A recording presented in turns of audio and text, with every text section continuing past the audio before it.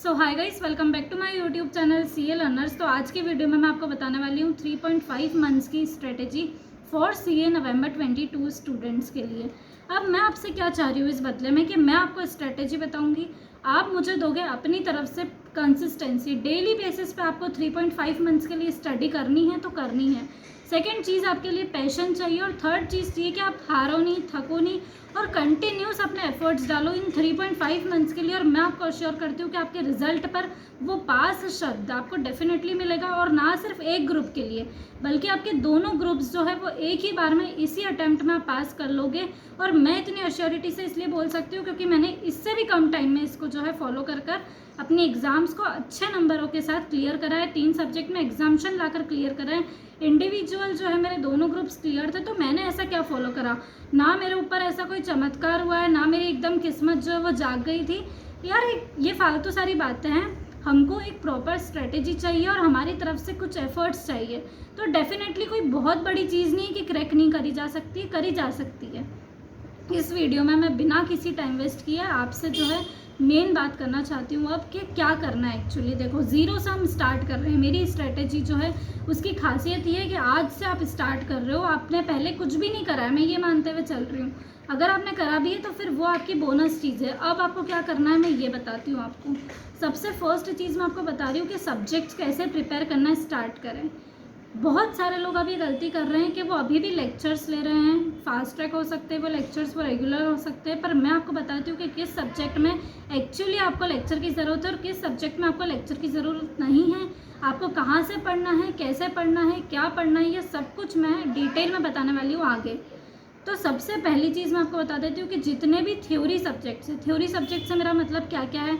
सबसे पहले हो गया लॉ, सेकेंड हो गया ऑडिट, फिर आईडीटी भी एक थ्योरी सब्जेक्ट होता है, ईआईएसएसएम और एफएम के साथ जो इको रहता है वो। ये सारे जितने भी थ्योरी सब्जेक्ट्स हमारे हो गए, इन सब्जेक्ट्स के लिए आपको कहीं से कहीं तक भी लेक्चर्स की कोई ज़रूरत नहीं है।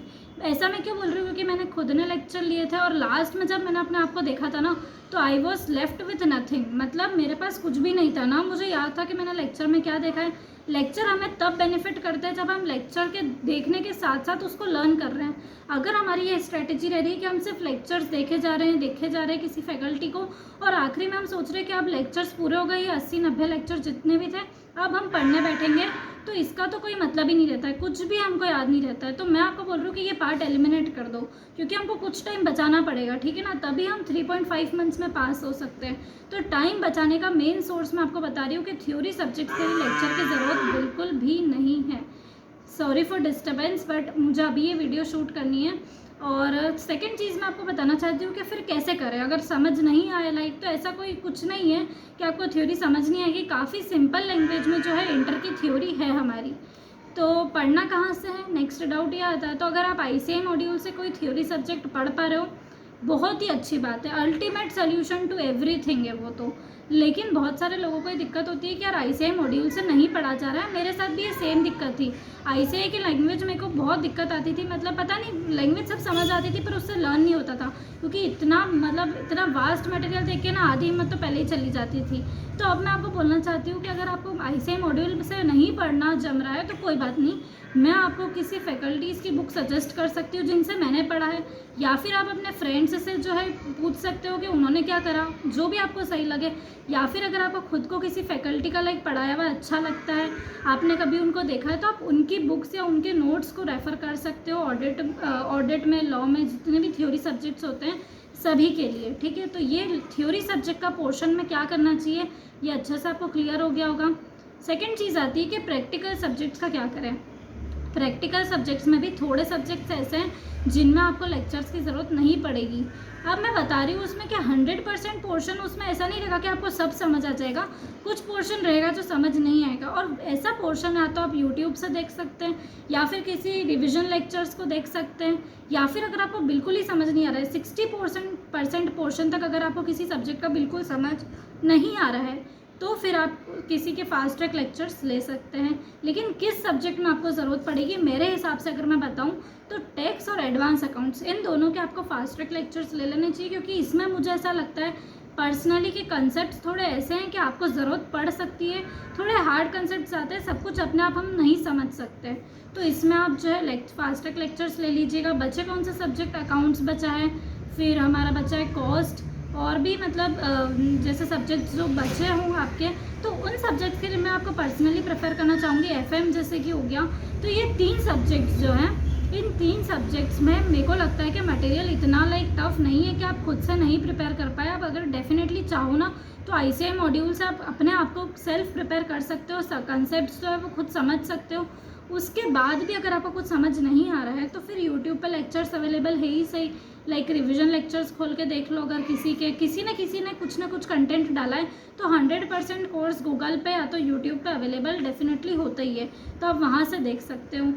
और ये हो गई हमारी कि हमको सब्जेक्ट वाइज किसका कैसा क्या प्रिपेयर करना चाहिए। उसके बाद मैं आपको सेकंड चीज़ बताना चाहती हूँ कि अभी परफेक्ट टाइमिंग है। बाद में लोग पूछते हैं कि यार हम किसी फैकल्टी की बुक रेफ़र कर रहे थे प्रैक्टिकल सब्जेक्ट्स के लिए और उसमें इतने सारे 90-100 क्वेश्चन होते हैं किसी चैप्टर में, तो इतने तो हम डेफिनेटली पॉसिबल नहीं है करने, क्योंकि अल्टीमेटली हम उन 1.5 डेज़ बिफोर एग्ज़ाम के लिए प्रिपेयर कर रहे हैं। तो इतने सारे अगर आप कर लोगे ना क्वेश्चंस, तो आपको उस डे बहुत दिक्कत आने वाली है। तो मेरा तो आपको एक ही सजेशन रहेगा कि ICAI मॉड्यूल करो, वो डेफिनेटली हमारे लिए भगवान है। उससे ज़्यादा आगे और उसके कंसेप्ट से बहुत ज़्यादा आगे कुछ बढ़कर नहीं आने वाला है। 1-2 क्वेश्चन अगर आ भी गए तो मैं ऐसा नहीं बोल रही हूँ कि पूरा पेपर ICAI मॉड्यूल में से आएगा, नहीं, लेकिन इतना पेपर ICAI मॉड्यूल में से आएगा कि आप एग्जाम्शन ला सको। आपका टारगेट अगर एग्जाम्शन है ना तो वो डेफिनेटली ICAI मॉड्यूल से पूरा हो जाएगा। और अगर आपका टारगेट जो है वो पास होना है, जो कि बेसिकली नहीं होना चाहिए, टारगेट हमेशा ज़्यादा होना चाहिए, लेकिन फिर भी अगर आपका टारगेट पास होना है तो डेफिनेटली, और एग्जाम्शन भी मैं बोल रही हूँ कि 100% आ सकता है आपका, क्योंकि मैंने खुद ने लाया है एग्जाम्शन, ठीक है, सिर्फ ICAI मॉड्यूल से कर मेरे एग्जाम्शन मतलब अधिकतर प्रैक्टिकल सब्जेक्ट्स में ही आए थे।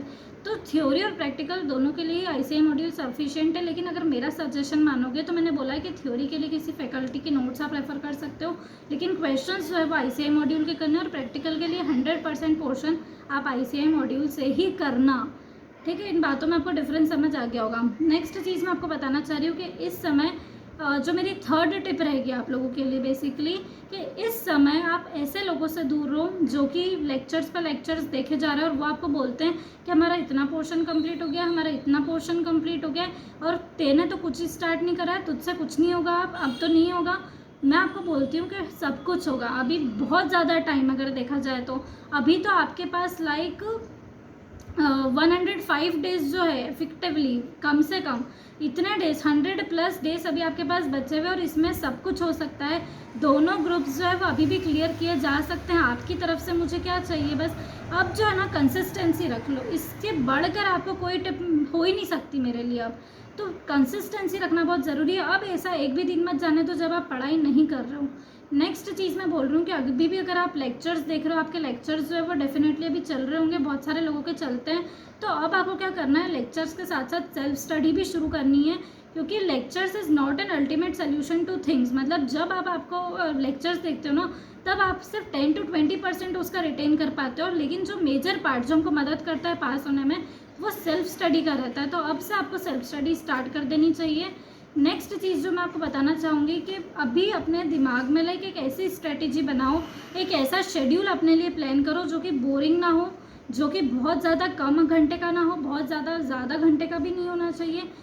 8 to 10 आवर्स मेरे हिसाब से सफिशिएंट है, मोर देन सफिशिएंट होंगे। अगर अभी आपने 8 to 10 आवर्स की भी पढ़ाई कर ली है डेली बेसिस पे 100+ डेज़ के लिए, तो सफिशिएंट रहेगा। क्या शेड्यूल होना चाहिए आपका, कैसे आपको सब्जेक्ट्स जो है वो मिक्स एंड मर्ज कर किस टाइप से आपको प्लान करना है, अगर वो आपको पता है तो बहुत अच्छी बात है। और अगर आपको नहीं पता है और आप मुझसे जानना चाहते हो तो आप मुझे डेफिनेटली कमेंट सेक्शन में बता सकते हो, तो मैं अगली वीडियो उसके ऊपर बना दूंगी कि एक पूरा डेली रूटीन हमारा क्या होना चाहिए, 100 डेज़ में हमको किस हिसाब से क्या प्लान करना है, कौन सा सब्जेक्ट कब तक कंप्लीट करना है, क्या टारगेट होना चाहिए।